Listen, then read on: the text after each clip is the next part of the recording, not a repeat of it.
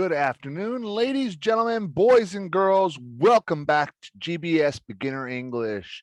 We're coming up on lesson 5 using the Speak Now 3 English book. Today, we're going to talk about the lesson I'd like to check in. We're going to go on a trip and have some fun. That's right, ladies and gentlemen. We're going to take a trip and leave this COVID pandemic and go someplace fun. I'm not sure where we're going to go yet, but I'm sure as soon as we get there, I'm sure that you're going to all love the place that we're going to go. That's what I thought you were going to say. So we're going to go and have a good time and going to see the world. And we're going to join first by joining and checking into a hotel. So without further ado, let's get started. So to start off this week, we're going to start off with knowing your English grammar. We're going to talk about your student book, and then we'll talk about your workbook. We'll wrap it all up at the end of the class. So let's start with the grammar part. On our way to grammar. Now we've got the two words affect and effect. Now I'm making a very big difference between the words affect and effect just for the point of this part of the grammar. Most of the time when you hear it said, it's very similar. The effect. You're going to hear it sound very similar. The difference is in the way that they're used. Affect with an A is a verb. It's going to show how something is modifying or happening to something else. The rain is going to affect about our day. We're not going to be able to go outside and have our picnic. Now, what happens as a result? This is most of the time a noun. It's the result of what something happens. The affect, the rain came. The effect, no picnic today. So when we have an effect, the effect is what is happening. This is going to change something else. The effect is usually the result of that change. So I have a small little cartoon that kind of gives me a chuckle. The arrow affected the aardvark. The effect was eye-popping. So the effect, the arrow got shot into the aardvark. Oh, that's not gonna be nice. Then the effect was that it was eye-popping. It really hurt. No! We don't want to make sure that we know the difference between these. Now, in English, we have a lot of words that are spelled very similarly, pronounced also very similarly. We'll talk about a few more of them as we go through our lessons. So remember, affect with an A, this is the verb. Effect with the E is with the result, what's going to happen. So now we're going to go sleep in dreamland. I definitely don't want to go sleep in this dreamland, although I have had a few nightmares that, well, let's just say sleeping in a sock might be a pretty good description of the way some of my dreams have been lately. But we're not going to talk about dreams. We're going to talk about the places where we stay. Now, we have three different things we can talk about here. Places you stay, the facilities at the place you stay, and different types of rooms. Now, some of these words can be used in more than one category. For example, a dorm. A dorm is a type of room, but a dorm is also a place to stay. It's short for dormitory. Dormitory is just a building for sleeping. You can talk about the single or double or triple, usually how many people or how many beds are in a room. And you may say, triple room? Yeah, there are some places that have very big rooms that you can have more than 1 or 2 beds. Most hotels, though, are going to have 1 or 2.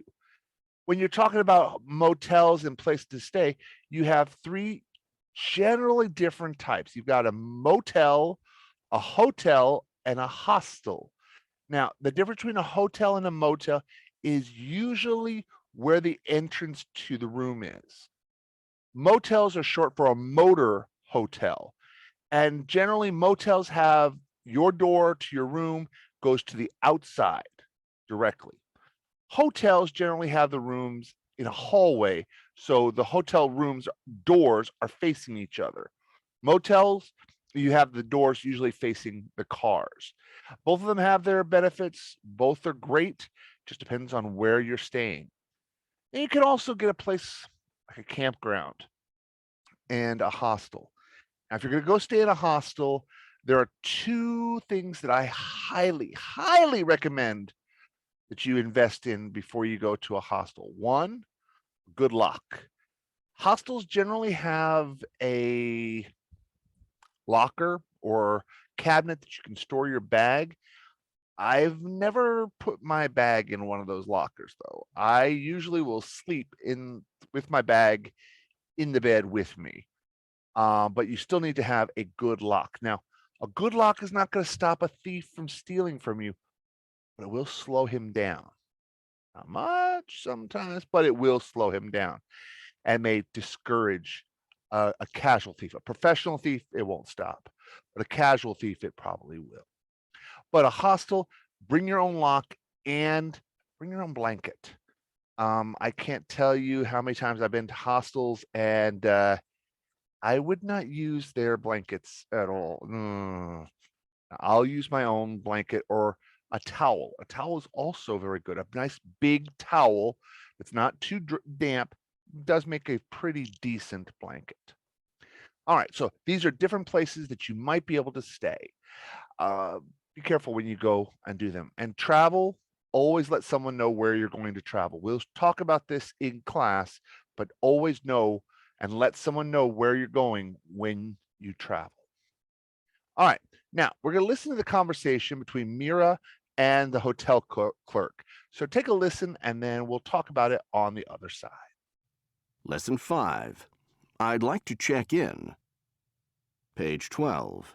Conversation. A. Listen. What does Mira provide the hotel clerk? How long is she staying? Hello. I'd like to check in, please. My name's Mira Aboud. Yes, I have your reservation here, Miss Aboud. May I have your passport? Here you are. By the way, is there wireless internet in the room? Yes, but for a fee. It's free in the lobby. Can I have your credit card, please? Sure. Thank you. Let me confirm this for you. You have a single room for 4 nights, checking out on the 16th. Is there anything more I can do for you? I don't think so. Thank you. You're welcome. Enjoy your stay. All right, so she listens to the hotel clerk, and the hotel clerk asks for two things from her. He asks these things, one, to prove her identification, and two, to pay for the room. I'm not going to tell you what those two things are. You can find them out just by reading and listening. But most hotels ask you for that ID, a picture ID of some sort. If you're traveling internationally, they're going to ask for your passport. If you're traveling locally, they're going to ask you for a driver's license or picture ID. By international law, they're supposed to do it so that they can register who's staying in their hotel. Most hotels have a connection to what's called Interpol, the International Police Department.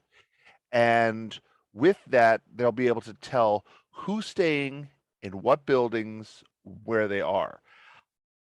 There are ways around that, but for the most part, they're just going to know where you are at any given time. And paying for your room,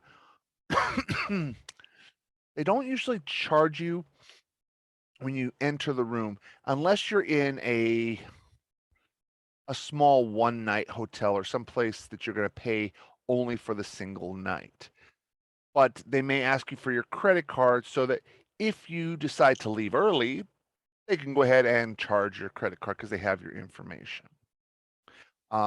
Helpful hint, don't leave your credit card with the hotel and don't leave your identification with the hotel. They'll take a copy of it and they'll put it in for their records. Now, if you're going to stay in a hotel for an extended period of time, that photo ID and any traveler's checks or something, you may want to put them in the hotel safe. And this is a good place to keep things safe. They'll give you an envelope, you put your stuff into it, sign it. Always sign when you close it. Make sure that you've signed it and put a piece of tape on it because it's so much harder. The more layers that you put that show if someone gets into your package, the better. But you can put stuff in there, hotel safe or motel safe to keep it safe while you're there. All right. Now, when you go back, listen to this conversation a second time. Now, there's going to be a couple of extra sentences that they're going to put in. And as you hear these extra sentences, put them in where they have spoken them. Here we go. Hello. I'd like to check in, please.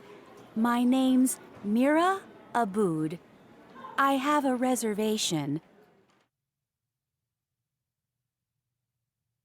Yes, I have your reservation here, Miss Aboud. May I have your passport? Here you are. By the way, is there wireless internet in the room? Yes, but for a fee. It's free in the lobby. Can I have your credit card, please? Sure. Here is my card. Thank you. Let me confirm this for you. You have a single room for 4 nights, checking out on the 16th. Is there anything more I can do for you? I don't think so. Thank you. You've been very helpful. You're welcome. Enjoy your stay. Okay. I want to bring your attention to one quick detail that came up in that conversation, and that's the free internet. Here in Korea, we've been spoiled by how easy it is to access the internet. It's ridiculously easy to have access to the internet almost everywhere in Korea. There are very few places where you can't at least get some signal for the internet. And the internet expense here in Korea is very cheap. It's almost nothing. It still costs you a little bit of money, but it's almost nothing. Hotels outside of Korea that charge you to use their internet, that's actually pretty common.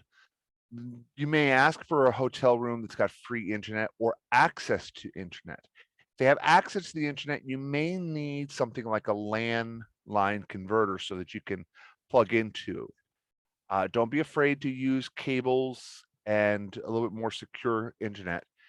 If you're using the free internet, one of the things I suggest is getting a VPN on your computer.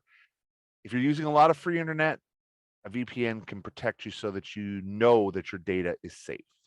But that's for another time. We'll talk about that more in class. So let's move along. Let's move along. All right. Now, when you're checking into the hotel, you're going to ask several questions. Do you have a reservation? Are you here for 4 nights? These are yes, no questions, and your voice goes up on the last words. Do you have a reservation? Up. Are you here for 4 nights? Is 1 queen size bed okay? Yes or no. These are asking closed-ended questions.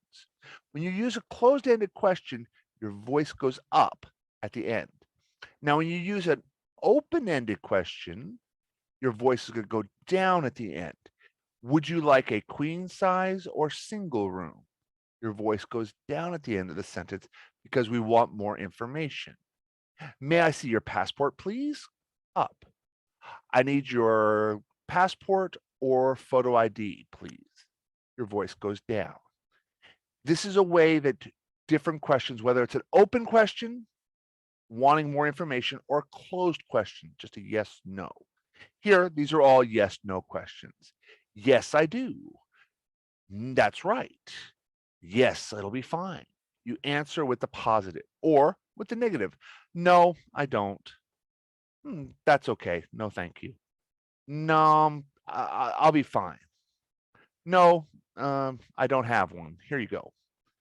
So this is where when you respond to an open question or a closed question, you're going to start with yes or no, or your tone of voice will tell us yes or no.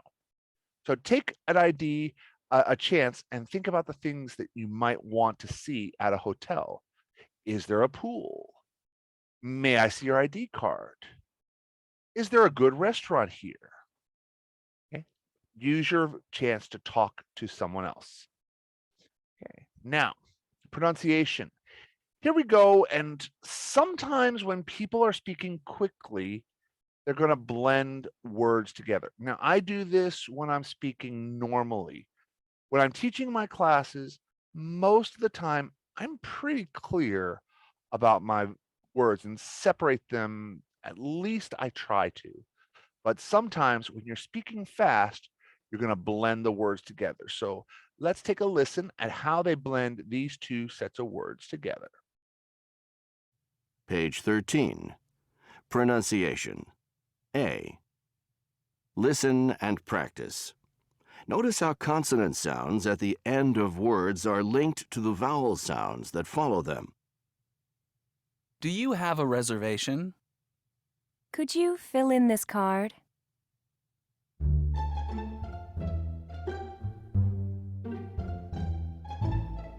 All right, so do you have a? Have a. We're putting it together. Have a. Or could you fill in? We blend those words together.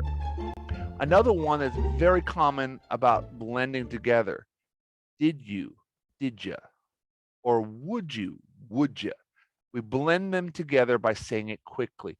It's not because we're making new words. We're just using the words and saying them quickly. And I hate to say this, a lot of native speakers get lazy and don't separate their words correctly.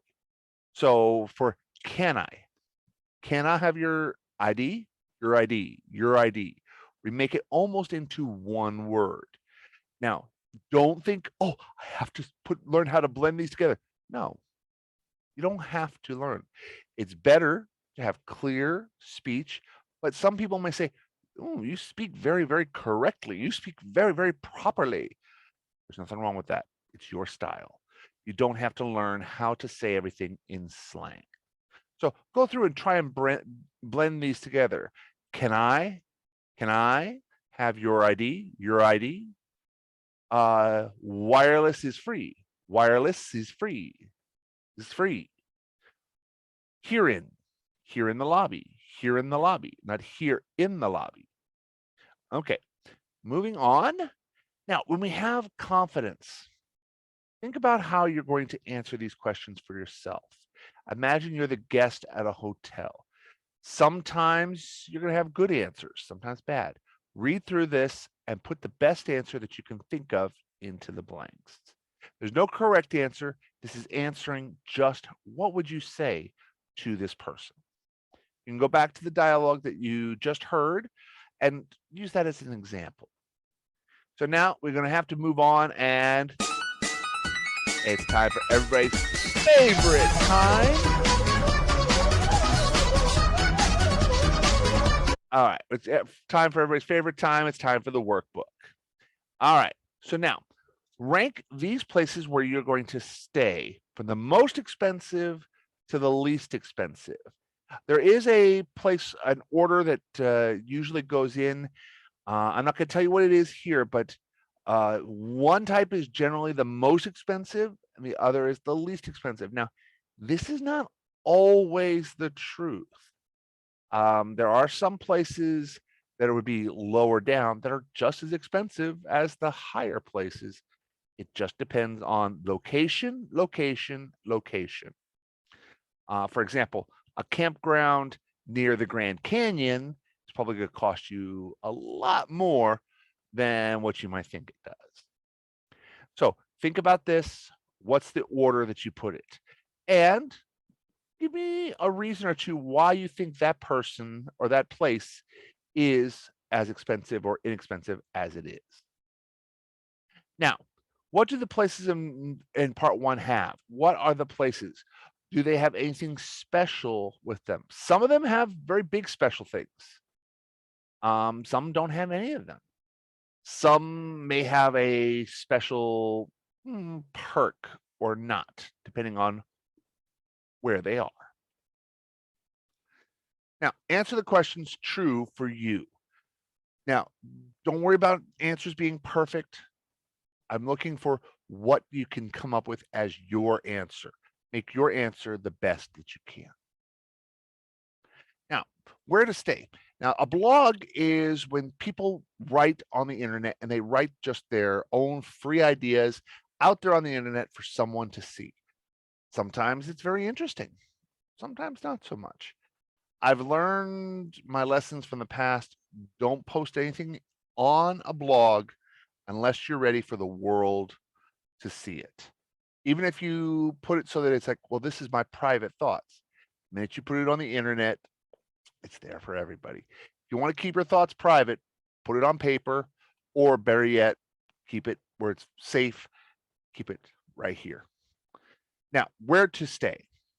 I'm going to read this and then think about the places that they stay so you can match later. Where to stay? I'll be traveling in Europe this summer. I'll be at a friend's house in London for 4 days, and then I'll go to Paris, Florence, and Barcelona. Any advice on places to stay? Lilia, 12 hours ago. Get a youth hostel pass. They have hostels in all those cities, and they are cheap. You'll meet a lot of people. Way, 11 hours goes. Hostels are too noisy for me. I look for pensions. They're inexpensive, and you can get a single room or double room. Information desk at the airport can help you. Rigoberto, 10 hours ago. I only stay at hotels. They're usually cleaner and have restaurants. You can buy a travel guide that lists hotels, prices, and locations. Ludmilla, 8 hours ago. When I go to Europe, I like to travel by bike. If you're a bicycle, campground are a good place to stay. Many campgrounds serve food too. Aha, 4 hours ago. Now, each of these people gives a suggestion of what is a place to stay. There's one more, and we'll talk about that one in our next unit. But it's called couch surfing, and it can be good. It can also be dangerous, but we will talk about that next time. All right, so look with which places you might want to go and visit and how you might want to go there. Now write your own post to ask for where you would like to stay. What are some places that you might enjoy staying? Then when you get to class, talk to some different people, find out where they would like to stay. All right, so ladies and gentlemen, today we talked about knowing your grammar, knowing the difference between affect and effect. Remember, affect with the A, that's the verb. Effect with the E, that's what happens when the affect is going. We also talked about your student book, about traveling and checking into a hotel. And we talked about your workbook, where we talked about a few things, including staying at different places and knowing some of the features that are there. Thank you all very much. This is going to wrap us up for today. We've got one more video for this week, and I look forward to seeing you in that video. Until that time, be sure you have a very great day. Take care, and I'll see you soon. Bye-bye.